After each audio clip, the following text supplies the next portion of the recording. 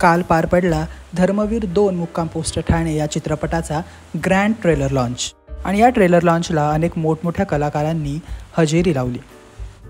सलमान खान, जितेंद्र अशा अनेक मातब्बर कलाकारांच्या उपस्थितीमध्ये हा ग्रँड ट्रेलर लॉन्च इव्हेंट पार पडला। फक्त या चित्रपटातीलच कलाकार नाही तर इंडस्ट्रीतील अनेक कलाकारांनी या ट्रेलर लॉन्चला हजेरी लावली। तर चला बघूयात धर्मवीर 2 मुक्काम पोस्ट ठाणे या चित्रपटाच्या ट्रेलर लॉन्च इव्हेंटचे काही खास फोटोज।